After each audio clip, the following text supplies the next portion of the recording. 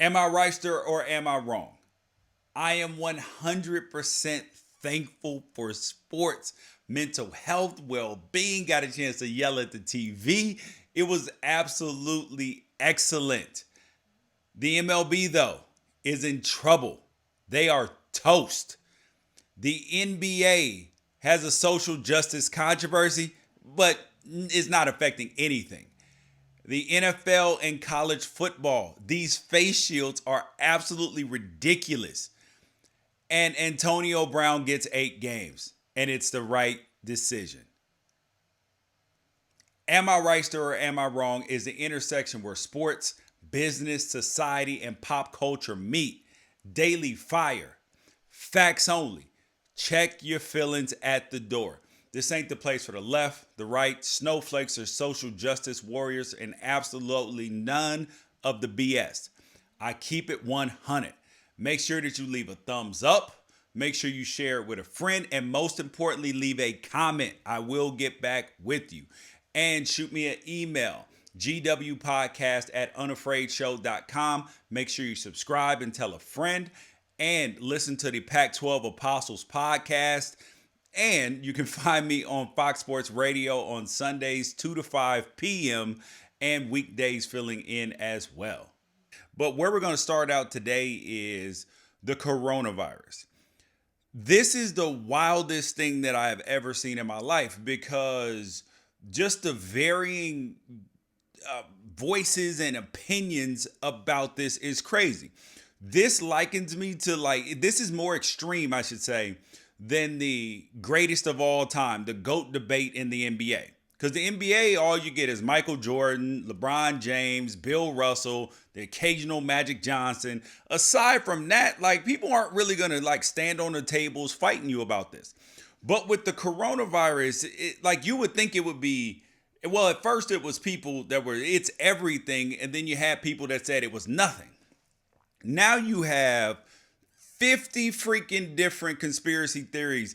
Everything from Bill Gates and vaccines to hydrochloroquine. It's about the election. It's underreporting, overreporting. The media doesn't want sports. 50 different conspiracy theories. And those are just the mainstream ones. I've never seen anything like this. I know I'm super young, but at the same, it's wild. The varying degrees of what people really think about this. People don't have this many different opinions about, even religions. There's 4 or 5 main ones, and yeah, that's pretty much it. 4 or 5 GOAT opinions. But about the coronavirus, 50, 100,000. Everybody has their explanation. How long does it live on the surface? Anything. It is just absolutely wild. There's no take except for the fact that it is wild. But sports are back, though. Hockey's getting ready to start. MLB has started, even though it won't finish. The NFL is supposed to start, but the NBA came back. And I will tell you, it was great for the soul, my mental health, and my entertainment. And I know it was for you guys as well. Because we need a distraction from all this craziness going on out in the world. And I'll tell you, for one, I was yelling at the TV. I was happy. This is what we've wanted. The Lakers won. Great game with the Clippers. We saw some spectacular things. We have seen amazingness since sports has been back. Even the Joe Kelly suspension for the Dodgers, which was absolutely asinine and one of the worst baseball decisions in a while because the Astros did all the cheating, but then baseball tries to police itself, and then those guys get suspended. It's craziness. But the good part about it is that we had something to be mad about. Everybody now has a common enemy in the Astros or the Dodgers, them being mad. You have a common enemy. And my family, we were all watching the game together. And I got a little irritated because people were bothering me during the game. Wife asked me to make a bottle for the bait, all this stuff. I'm like, I'm trying to watch the game. Leave me alone. And it was absolutely fantastic. The only downside is reality kind of hit me because said, I don't know how long this is going to last. How long is this really going to last? Because I have a ton of confidence, high level of confidence, that the NBA will finish. They've been vigilant.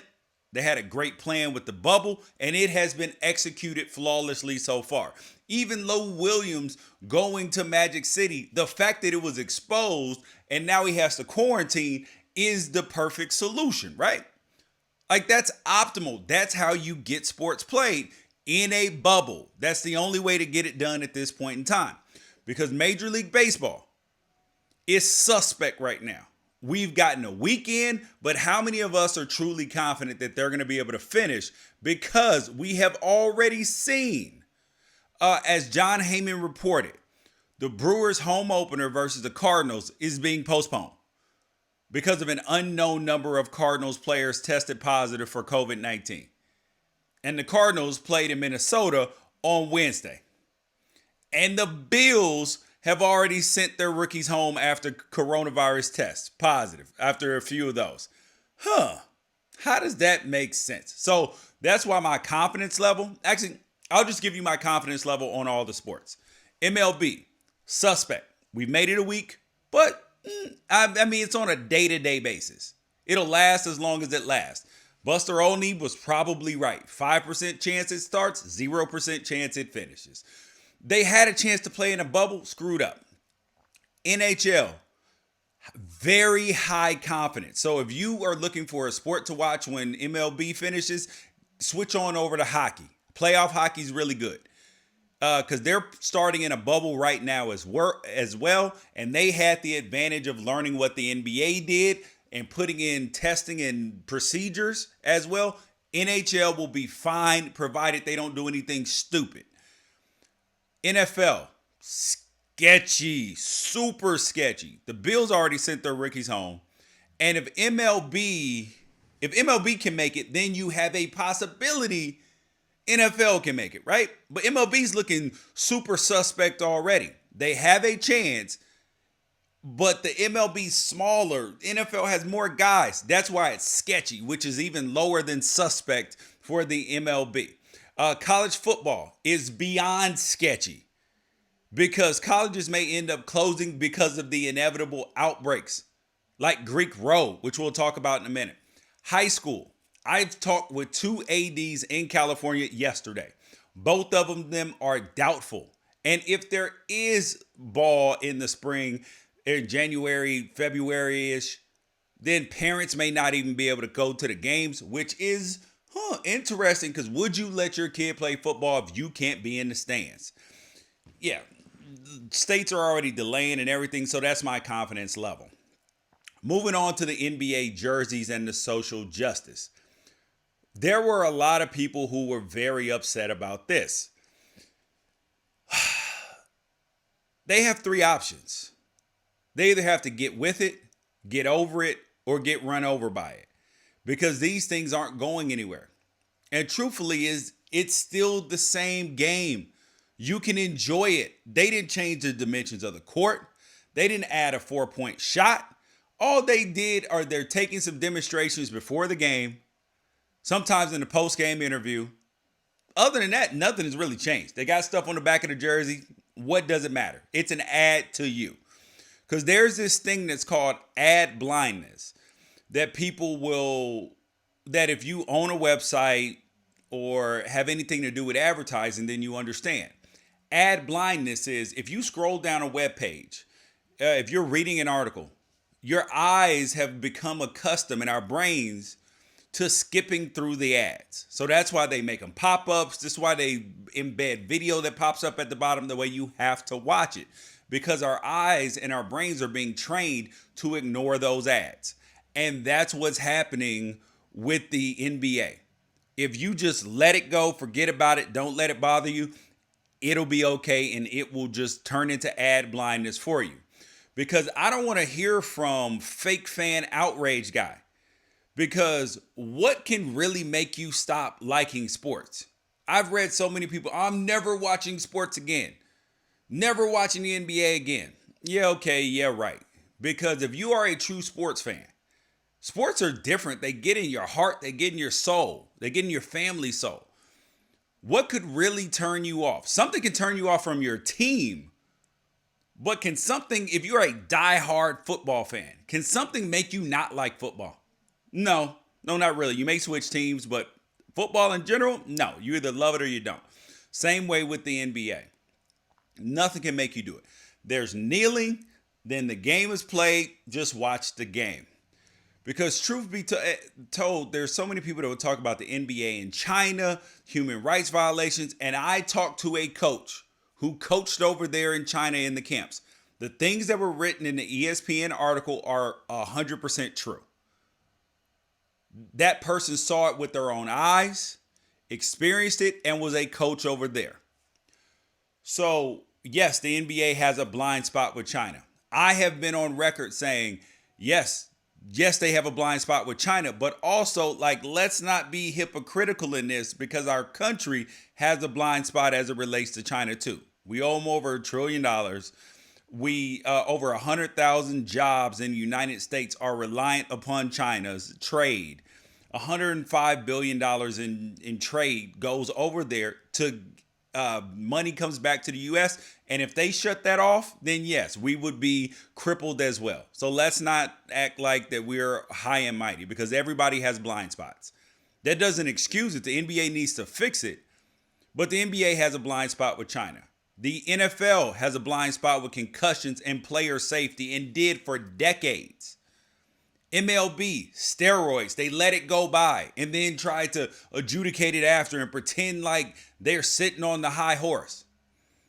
And college football, in the indentured servitude of the players, that's their blind spot.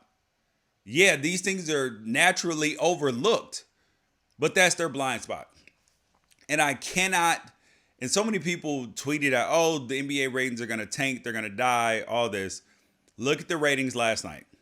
They doubled from normal TNT games.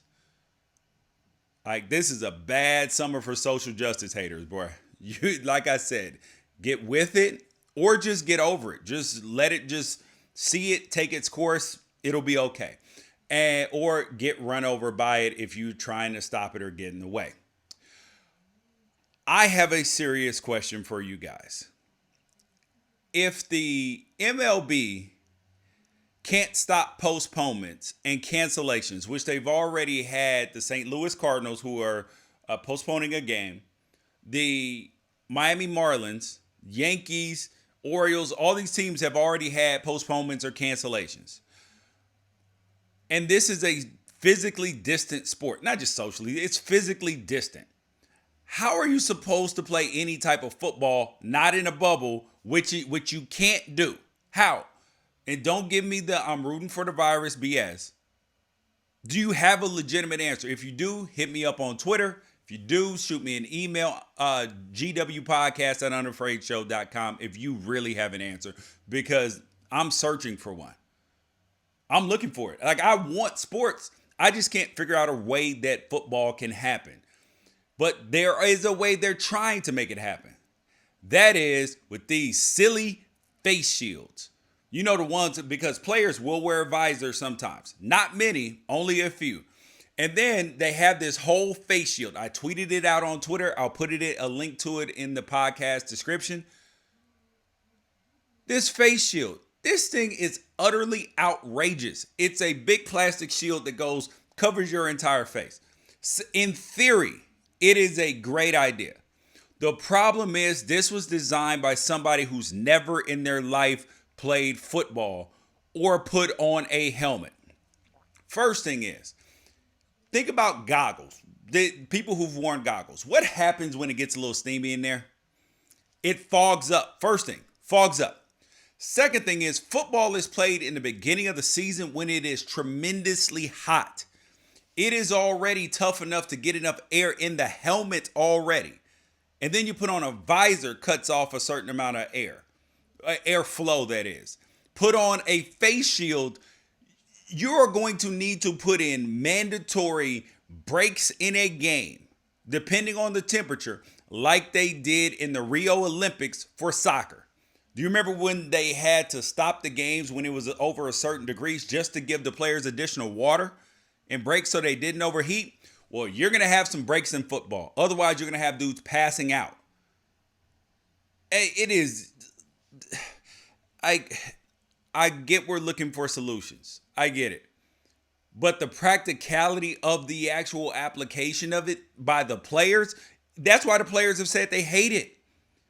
And people can't understand because they've never put on a helmet with a visor. You can't freaking breathe, man. On a side note, there is an outbreak on USC's campus. 40 people have gotten COVID on Greek Row. Don't give me the statistics about how young people aren't going to die and all of this stuff, because if colleges have enough, you're going to have millions of cases if they're on campus, and inevitably some people are going to die, whatever percentage it is. Here is the thing. If you are trying to play football, you have to keep the football players from getting it because there are mandatory procedures in place. That's my whole point. There are procedures in place that players have to quarantine, test negative, all of this. Come on now. It's not going to be the corona conspiracy theorists on the team who mess college football up. It's going to be Greek Row, the college campuses, their students on campus. That's why pushing it back is the optimal scenario. That way you can get the school under control before you try to play football. Like I said yesterday on the pod, go back and listen to it. You cannot start and stop college football. You can delay a couple weeks if you need to pause it, which is a good thing. The SEC, Big Ten, and Pac-12 have all decided to go to conference-only schedules because it's smart. I mean, I just can't for the life of me see how other people can't see how this is the optimal scenario, and why they believe that returning college students and trying to play college football at the same time is even plausible, because it's not. You are going to have the regular students who don't have much to lose, who want to party, who want to have sex, who want to do whatever, enjoy their college experience because they're not going to die, mess up college football. Last thing up, we have Antonio Brown. Antonio Brown has found out that what his punishment is going to be. I talked about it last week, that he was being held in professional purgatory by the NFL. They had taken almost a year to figure out what the punishment for him and his non-crimes were going to be, because they're not crimes out in the real world apparently, because he's not been arrested, not been any of these things. But he has had some incidents that are conduct detrimental. So he ended up getting suspended 8 games, which I am A-okay with, because he had lost his damn mind. And sometimes getting hit with some punishments is the only way for people to say, oh, wait, hold up, I need to wake up and see. The good part is, I believe, is that his punishment starts week 1, whether he's on a roster or not. So I'm okay with that. It will be good to, hopefully he can keep his head on straight and he can play back in the NFL. But it is finally time that they figured out the matter. Am I Wrighster or am I wrong?